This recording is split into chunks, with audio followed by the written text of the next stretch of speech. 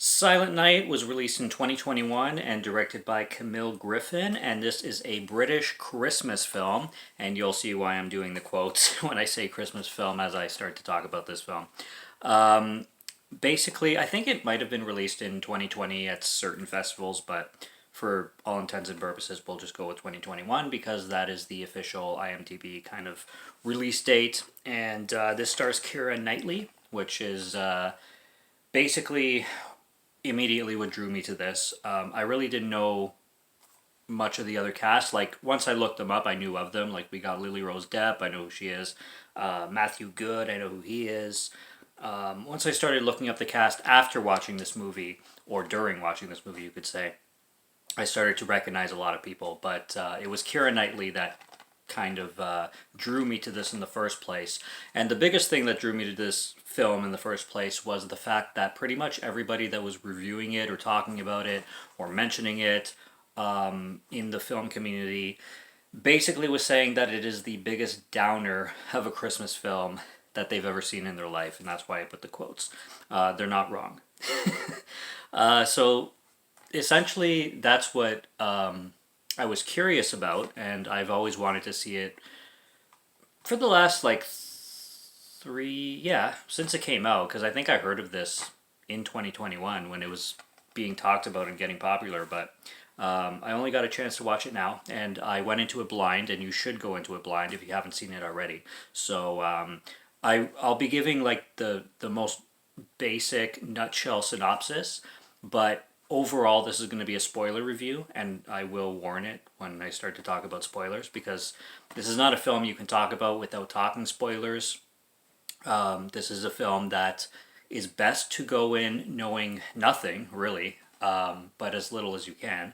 Like I said, I knew Keira Knightley starred in it, and everybody was saying that it's such a depressing downer film. And I'm like, a Christmas film starring, or titled Silent Night, being that sad and miserable? Let's check it out. And yeah, they weren't joking. They were not joking. So I'm going to just give the briefest plot right now just to get it over with, because this is going to be a spoiler review. But I'll just basically say that it involves, at Christmas time, I think it's Christmas Eve, if I'm not mistaken. I'm assuming it's Christmas Eve or Christmas Day. It's one of them, I mean. But a family gathers together, and we have this like Krampus thing going on, like Krampus, the most recent adaptation with Toni Collette, where everybody clashes. Basically what you see in Home Alone, like, what's another one? National Lampoon's Christmas Vacation, that sort of thing. And then the night progresses. It's literally all I can say. I can't really, like, and it's weird how it's described too, because like a lot of people consider this a horror movie, a drama. Some people consider this a comedy. It's a lot of things. It's definitely a genre blender. I will say that. But if I'm going to describe this, this is definitely drama primarily, black comedy, horror. So that's the order that I would go in, is drama, black comedy, horror, if I were to describe it. But I think IMDb puts like horror comedy or something like that. I don't know. Regardless, that's basically the nutshell spoiler-free review that I've got. Everything going forward is going to be spoilers, so cut here if you haven't watched it. I strongly recommend just go and watch this film before you come back to this review, because if you are interested in this at all, I don't want to be the one to spoil it for you. So there's my heat of advice from here on out. So I've only watched this once. It's a first time watch, and I did like this film. I gave it a 4 out of 5. I really did have a good time with this film. Funny enough, I watched a lot of reviews after this film, and a lot of people despised the ending, but I had a good time with, like, I understood the ending and I knew what the ending was going for. I mean, it's kind of obvious to me. A lot of people just, they found that the ending kind of contradicted everything that was leading up to it, and I literally stand on the polar opposite of that. I think the ending defines everything that was leading up to it. If you've seen the film, you know exactly what I mean. But essentially, this family gathers together, and then they're acting very strange, especially the parents. Keira Knightley playing, oh my gosh, I'm forgetting names now. Nell. Nell is her name. And her husband is Steven. I'm going to be really bad with names in this review. Oh my goodness. I didn't take notes for this one because when I watch a film for the first time, I don't take notes. The only time I take notes is with films that I've seen multiple times. Maybe I should have at least taken the names down. I don't know, but I'm going to be probably blanking on some. Probably most. But we have Keira Knightley and her husband. They're inviting a bunch of people to their house. They have 3 kids. One's named Art, and he's one of the main leads in the film, I would say. And he's a smart kid. I'm just going to throw that out right away. Because this is a conversation piece. This is a kind of film that like you want to get together and talk about and discuss when it's done. And I mean, that's the perfect film for me because it's an independent piece of cinema. It's medium budget, I would say, and it's got so many ideas in here. And I don't mean that in a convoluted way. I don't mean like it's, packed with a bunch of ideas that go nowhere or you have like a bunch of things going on at once. No, it's really focused, in my opinion. It's really focused on what it's trying to do. And a lot of people thought this was like a political strike during the 2020-2021 time kind of thing. And funny enough, this thing was actually filmed before that, like 2019 or something like that. It was filmed quite a bit before all that stuff started going on, from what I've heard from a lot of reviewers who kind of took a deep dive into it kind of thing. But I'm going on a tangent. Yeah, the family gathers together, and you start to see everybody kind of acting strange, especially Nell, played by Keira Knightley, who gives a tremendous performance. I really like Keira Knightley in this film because you're so confused on why she's acting the way she's acting throughout the whole film, and then you slowly start to want to realize why. And same with everybody else. You have this couple named Sandra and Tony, remember their names. You got James and his girlfriend, played by Lily Rose Depp. Shit, I'm blanking on her name. Lily Rose Depp in this film, though, is absolutely stunningly gorgeous. Like, insanely beautiful. It's not even funny how hot she is. She's the only American in this film because this is a British film, or British production, so pretty much everybody in this film is British other than Lily Rose Depp. Basically, essentially, there's a plague gas coming, and nobody knows where it came from. Some people say it came from the Earth because of global warming and all that shit. Some people say there's this little girl in the film named Kitty who, swears the Russians sent it over. There's a bunch of politics going back and forth where this gas is coming from, whether it was planned, whether it was not planned, whether it's accidental, whether it came from the north, south. Is it a weapon kind of thing? Nobody knows. Everything is confusing.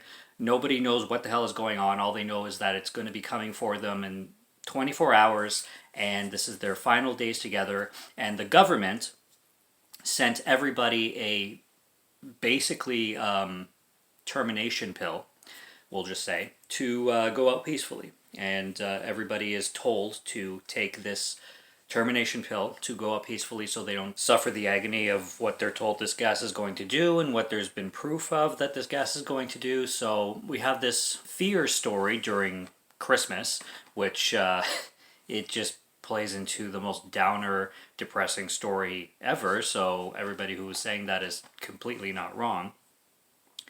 And basically we just have everybody in absolute fear, paranoia, not knowing what to do, doing the best they can with the situation they have. You have, family, like people who have different personalities, different ideas, and you have this kid named Art, like I mentioned, who is the kid from Jojo Rabbit, which I haven't seen Jojo Rabbit, so I just know his face, and I know that he's in that movie, but I've never seen him in anything else, so I'm just judging him from this film alone, and he's really, really good.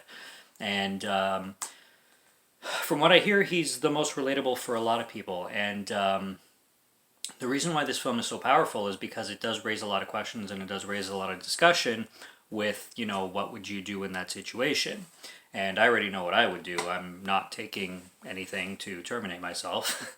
I would deal with the agony, and I would, just let life take its course, because that's my decision.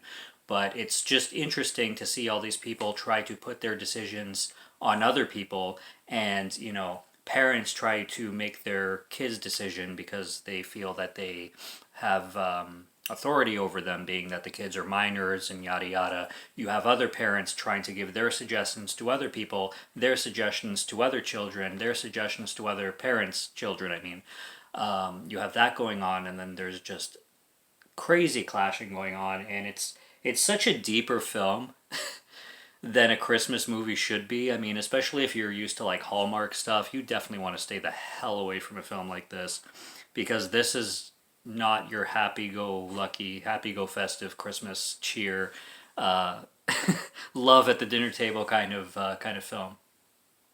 But amazing performances all around. You have the guy who plays James. I forget the actor's name, but I really related to him too. I really liked that guy. He's a doctor, so he's very educated on his medical knowledge and education, and he, tries to give his own advice to Art, because Art is your lead simply for the fact that he is very determined not to take this.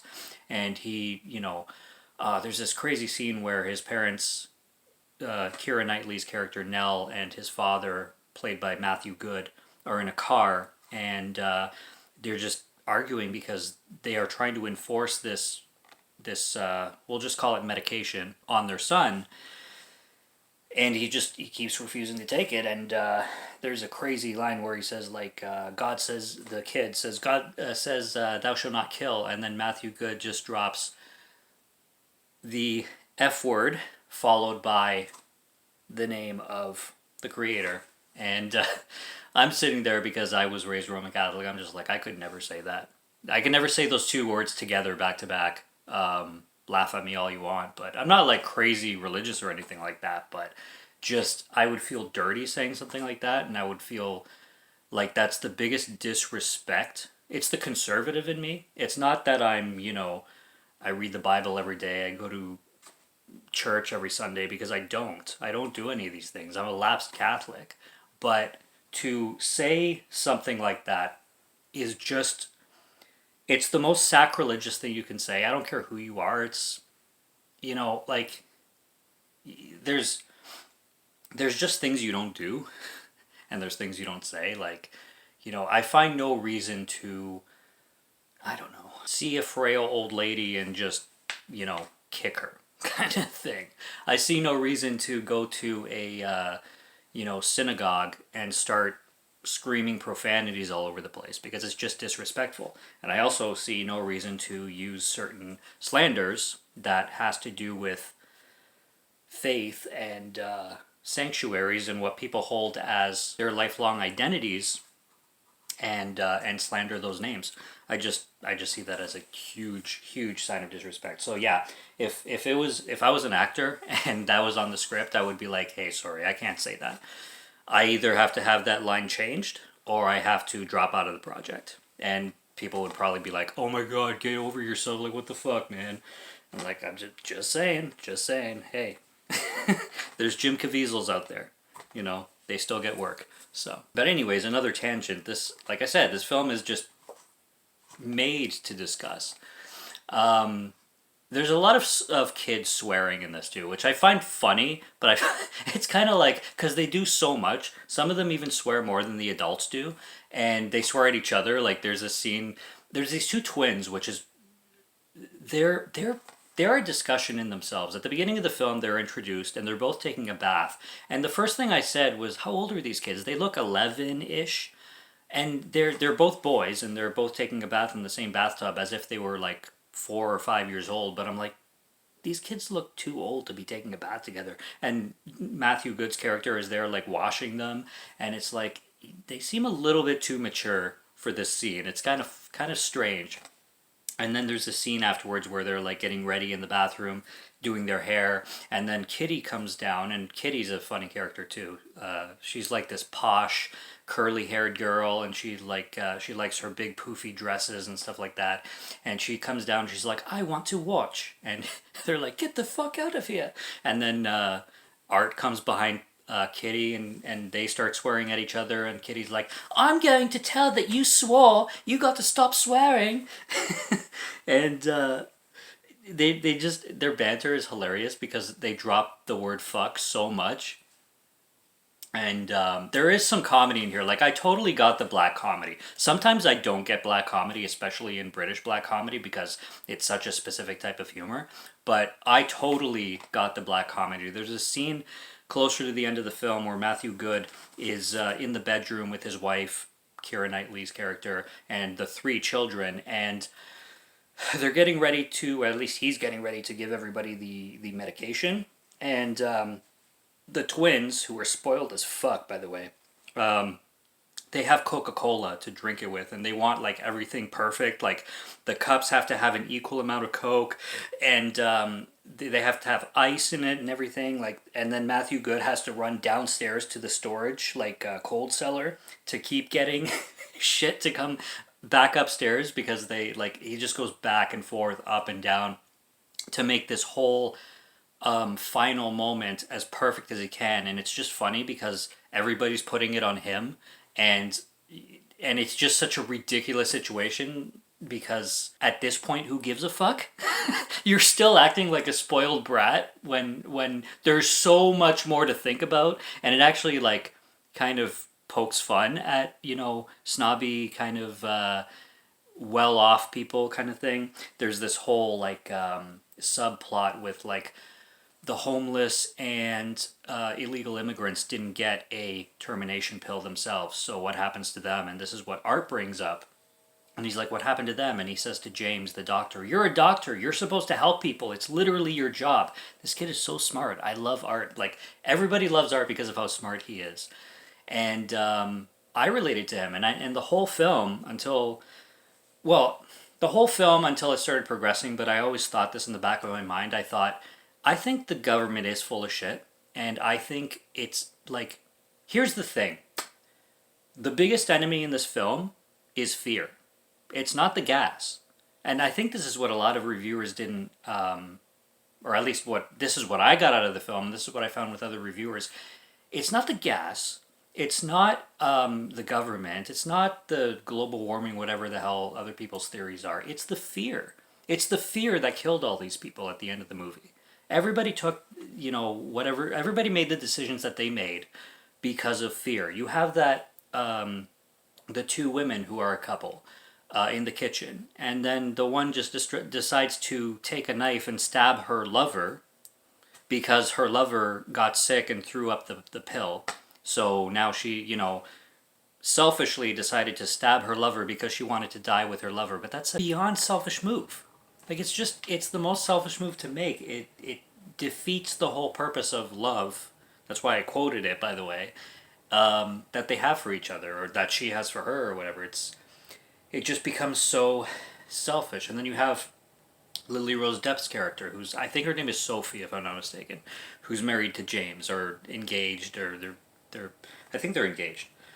Might be married. I'm not exactly 100% sure, but she realized she's pregnant, and she is also very opposed to taking this medication because she doesn't want to harm her child, and she makes this very clear to James, who's a doctor and thinks that taking the medication is the best solution.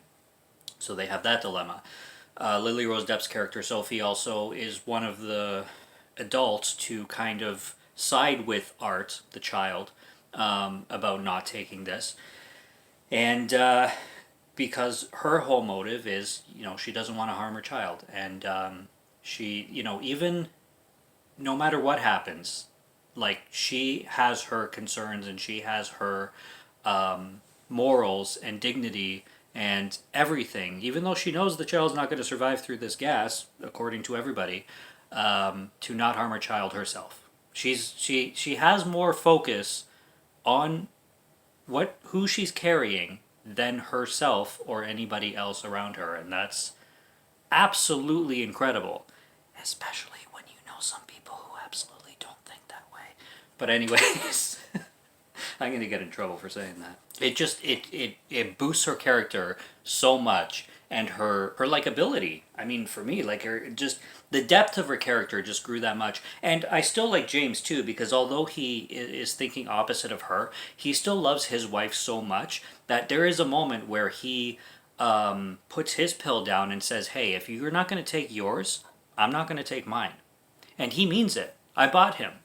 And there is a lot of people who say that his character was selfish and didn't like his character, but I really, I went along with his character. He was strong-willed. He was a leader. He helped Matthew Good's character, get over his fear so well, and because there's moments in the third act where Matthew Good is just losing it, and you have James calming him down professionally and as a friend, both kind of combined. And it's just so well acted. It's so well written, and I really like that moment where James said, "Hey," to his wife, to his fiance or whoever she was, Lily Rose Depp, whose name was Sophie, I believe. If you don't take your pill, I'm not taking mine. And he did mean it. And then, of course, she has her change of mind, and it was unfortunate that they both decided to take it. Just because I wouldn't myself, but I understand the fear. And I can't say that I definitely wouldn't. Like, I can't say 100% I wouldn't. Because fear, like I said, the biggest enemy in this film, does a lot to people. And people make rash decisions when they're scared to death. You know, that's why one of my favorite quotes ever is, nobody's atheist at the moment of death. Because it's true. Have you ever seen Maxine, which just came out, where Kevin Bacon is an atheist and then he's getting crushed by the car and he's like, "Our Father who art in heaven, hallowed be thy name, thy kingdom come, thy will be done," and all of a sudden he turns Catholic and knows the Our Father word for word. It's true. It's very true. Yeah, when you're faced with the end, it's hard to be like, "Yep, there is no God. There is nothing after this." So, yeah, this film's deep. I gave it a 4 out of 5, but giving this review, I think I want to give this at the very least a 4.5, or maybe even 5, because just the discussion alone that this film gives, and a lot of people harp on the ending, and I can talk about the ending as well, why I liked it. Everybody says it doesn't, like, it defeats the purpose of what the whole film was doing, but that, I don't get that, because it totally reinforces what the movie was doing. And it was the part where Art started seizing in the bed, and I was like, okay, then the gas must be real, because he did come in contact with it. But then he started breathing again, and I was like, okay, what's going on here? And then there was a scene where his mother is holding him for a while, and then she says, "Hey, wake up," and then she brings him out, and his whole face, like his nose, his mouth is like bleeding, which looked realistic, by the way. Those effects were really well done. And then you're like, oh shit, like, is it real? But then I started to think, like, did Art put fake blood, because everybody was pressuring this kid to take the pill, and he was absolutely determined not to, which is terrifying, because it feels like you don't have control of your own decisions, and he's a minor and his parents are responsible for him, but at the same time, no parent should be responsible for you living or dying. Like, if a 10-year-old wants to live, I don't think the parents should have the right to say, "Oh, no, it's best for you to die, son. It's best for you to die." Like, that's ridiculous. That's insane. That's insanity. That's literal insanity. But that's what they were doing for the whole film. And I was wondering if he put fake blood on himself to kind of get away from the situation and, like, play dead kind of thing, so his parents would think he's dead, and, you know, but I thought that started getting maybe a little bit far-fetched. And I was wondering, like, where this was going, because I still thought that the whole thing was bullshit, and throughout the whole film I thought, this is... what I thought the ending was going to go, or where I thought the ending was going to go, was the government is fear-mongering people so that they can be so scared that they take something to terminate themselves. That's where I thought the film was going to go. And when the final scene hits and he opens his eyes, Art, everybody's like, is he a zombie? Is he, like, what? That ending made no sense. That just defeated the whole purpose of the movie. I'm like, no, it didn't. The gas was not fatal, and my idea, I thought it was going to go in, a full bullshit direction where the gas did nothing to you. But it showed that the gas, it will make you comatose. It will make you, bleed through your orifices. But it's not lethal. Even Art starts to mention that, maybe somebody made a mistake. Maybe some professional made a mistake. People make mistakes. People make mistakes all the time. And it's true. And the child of Nell and her husband, played by Matthew Good, was the smartest character in this film. And nobody took him seriously either. That's the funny thing. That's the crazy thing. So when he opens his eyes at the end, it just clarifies everything, that he was right the whole time. And more people should have listened to him. Because he literally, unfortunately, didn't save a single life. Because if somebody else didn't, would kind of listen to him and take him seriously, they might have saved their own ass too. But, so yeah, the ending made perfect sense. But I don't know. I think all the characters in the film are so rich and so dense and so well written. And I think this is just a gem of a film. This is a gem. And it might not be Christmas spirit, so don't watch this film. That's the thing. Unfortunately, it's... I dropped the shit. Unfortunately, it's a Christmas film by definition. Because, Silent Night, and it takes place at Christmas. But it's not your typical Christmas film. It's much deeper than that, and it's way more depressing than that. And, but, I don't know, it spoke volumes. And I think the director and writer, Camille Griffin, has a lot to say with this project. And I thought it was brilliant. And I thought everybody delivered tremendous performances, especially the kids, which you don't say very often. The kids act better than the adults. So, this is a gem, man. I got this from the library, first time watch, and I'm glad I watched it because I would totally own this.